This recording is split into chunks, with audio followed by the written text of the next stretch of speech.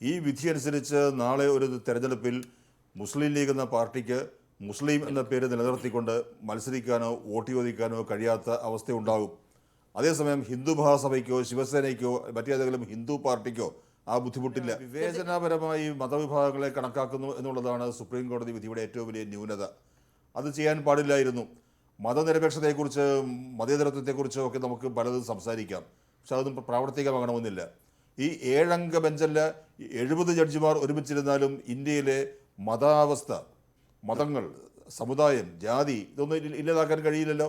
പക്ഷെ നമ്മുടെ ഡെമോക്രസി എന്നത് പാർട്ടിസിപ്പേറ്ററി ഡെമോക്രസിയാണ്. എല്ലാ ജനവിഭാഗങ്ങൾക്കും പ്രാതിനിധ്യം അവകാശപ്പെടാം, അത് അവരുടെ അവകാശമാണ്. അത് ലഭിക്കുന്നതിന് ചോദിച്ചു വാങ്ങിക്കും, സമ്മർദ്ദം ചെലുത്തും, അതിന് രാഷ്ട്രീയ പാർട്ടികൾ വഴങ്ങി കൊടുക്കേണ്ടി വരും. ഇപ്പോൾ ശരത്ത് പറഞ്ഞല്ലോ, ഞാൻ എറണാകുളത്ത് മത്സരിക്കുന്ന കാര്യം ശരിയാണ്. ലത്തീൻ കത്തോലിക്ക സമുദായത്തിൽപ്പെട്ട വ്യക്തി എന്ന് തന്നെയാണ് പ്രധാനപ്പെട്ട യോഗ്യത.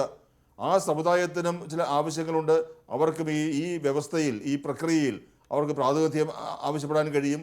അത് പാർട്ടികൾ നൽകുന്നു. അതിലൊരു തെറ്റ് ഞാൻ കാണുന്നില്ല. അത് നമ്മൾ മതനിരപേക്ഷതയെ കണക്കാക്കേണ്ടത് അങ്ങനെയൊന്നും അല്ലല്ലോ. അങ്ങനെ വരുമ്പോൾ അതെല്ലാം ഒരു ക്രിസ്ത്യാനി അല്ലെങ്കിൽ ഒരു മുസ്ലിം, ഒരു സംഘടന, ഒരു വിഭാഗം ഒരു കാര്യം ആവശ്യപ്പെടുന്നു, രാഷ്ട്രീയ പാർട്ടി അംഗീകരിക്കുന്നു, അതെല്ലാം ഈ വിധി അനുസരിച്ച് തെറ്റാവുന്നു. അപ്പുറത്ത് ശ്രീധരൻപിള്ളയ്ക്കും അദ്ദേഹത്തിൻ്റെ ആളുകൾക്കും ഹിന്ദു മതത്തിൻ്റെ പേരിൽ തന്നെ എന്തും ആവശ്യപ്പെടാം, അവർക്ക് എന്ത് പ്രയോജനവും ഉണ്ടാക്കാൻ കഴിയും. അതാണ് തെറ്റ്.